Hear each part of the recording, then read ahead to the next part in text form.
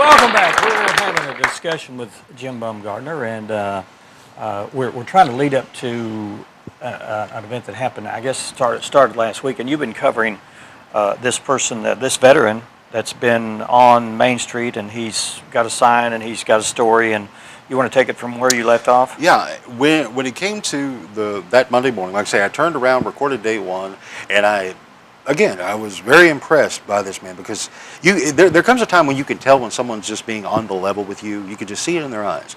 And then when you can tell that the terminal parts of his story, as far as his lung cancer and everything else, he looks healthy. If you look at me, he looks healthy. Mm-hmm. Why? Because he's not going through chemo. He's not doing chemo. He's not doing radiation. Mm-hmm. So the people who are used to associating the look of cancer with that. Is that his by choice? Oh, yeah. Yeah, okay. Yeah, he didn't want to do that. So that was his choice not to go. So he doesn't have really anything ultimately to gain for himself. No. Other than getting the story out. Yeah, he's got.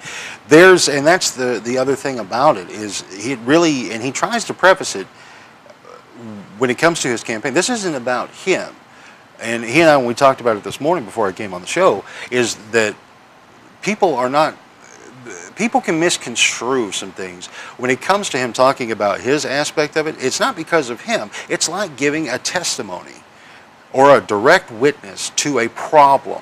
And he has the best one ever because he's in the middle of it. Mm-hmm. You can look in this man's eyes and you can hear it directly from him. It's not a second person account. It's right here. It's right now. Mm-hmm. It happens to be about him, but if you were talking about anyone else, then it'd be more noble? I don't think so. Mm-hmm. And so, long story condensing down again, is the first week, day 1 through day 5 of last week, watched a lot of great things happen. By Wednesday of last week, I got a message from Terry Garrett from over at Congressman Womack's office that she was wanting to go out there and talk to him. Well, he was already gone because he's only staying out there from 9 till noon. And that's a pretty big struggle in and of itself. But anyway, she wanted to go by and talk to him, see if there was anything the Congressman's office could do. Well, Thursday morning, she came out. They talked, and by Thursday afternoon, the records in question at that moment, we got him released and sent to the office in Mountain Home, and he was able to get the appointment. Wow. So that was a big thumbs up to Congressman Womack's office, and especially Terry Garrett, because she did that, boom, she was on it, and it was fantastic. Mm-hmm. So, and again, that was full cooperation from the VA in Fayetteville. And that's where it leads to the bigger mission of Gary's stand. The bigger mission of Gary's stand comes from awareness for other veterans to stand up and call and contact their representatives and their senators to let them know the problems. Because now Gary's done this for years and years that he's been inside of the VA system. Now, he's done this and always got the same thing. Well, we know, but there's nothing we can do. Well, thanks to last Friday, President Trump signed the VA Accountability and Whistleblower Act into law. Mm-hmm.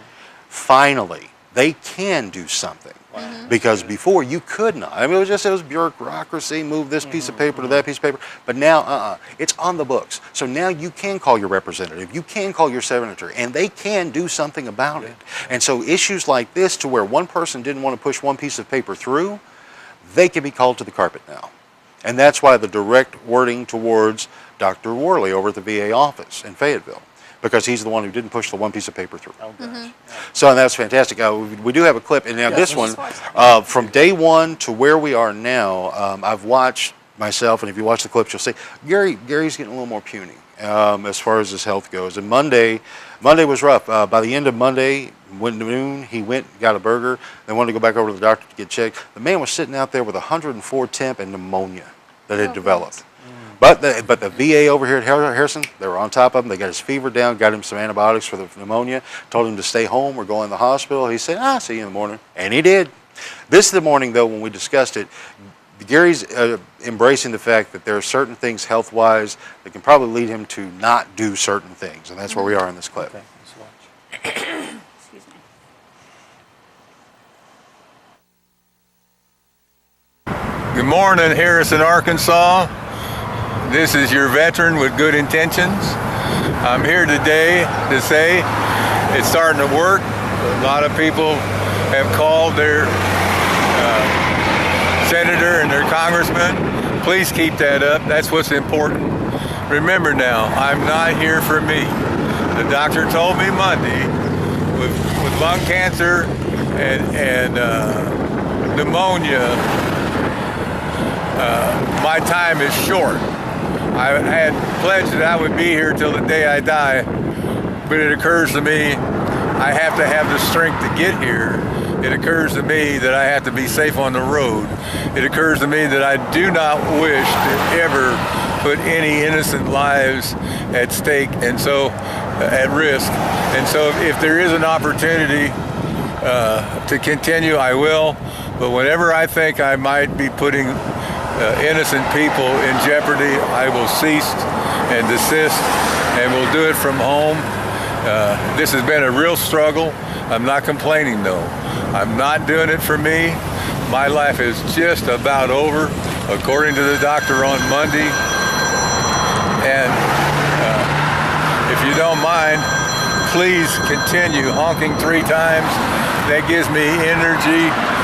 Yeah, so it's the very day that I think I can't safely drive here, it's an hour drive here and an hour drive back home. That's 2 hours, which takes a lot of energy from me. But thank you so much. So many people have been calling me by and honking 3 times. We really appreciate that. And please call your senator, please call your congressman, and let them know that we have the VA Accountability Act. Let's get it. Let's start using it. I have a case where they broke the law right now. Everybody knows about it. And here's what our real goal is. It is to take the health care away from the bureaucrats who do not have medical degrees. Take it away from them and give it back to the healthcare workers, the doctors and the nurses who do have medical degrees. And so if you'll please help me with that. My time is really short, so we're going to have to get these things done pretty quick.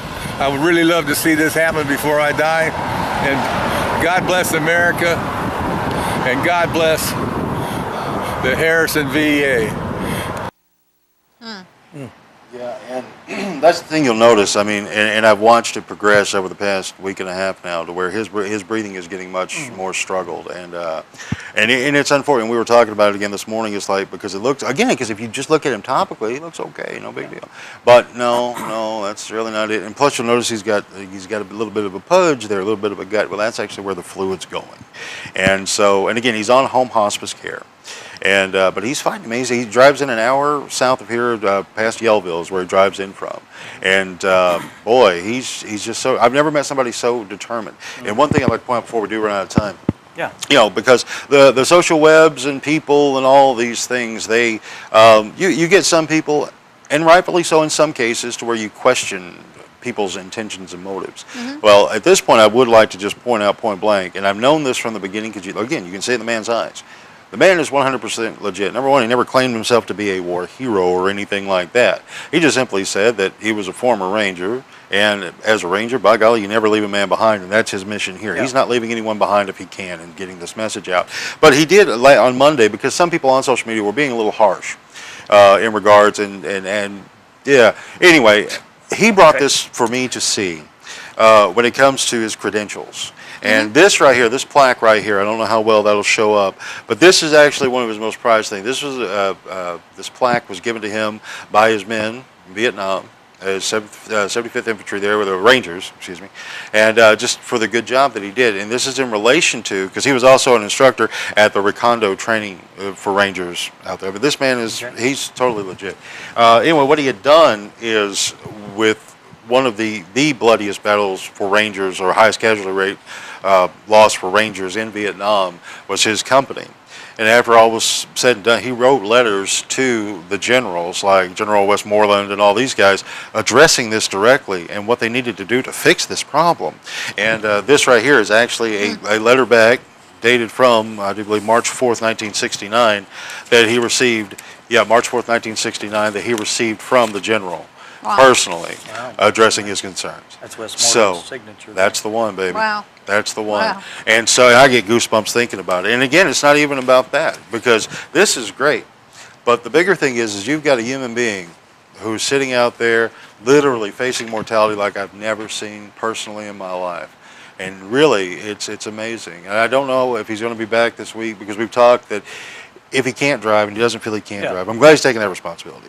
But if he can't, we're going to continue this. We're going to continue Gary's stand and Gary's message, where I'll go to his house, man, because you know what? He's got something to say, and people need. And you can say it a whole lot better when you're looking at their eyes, man.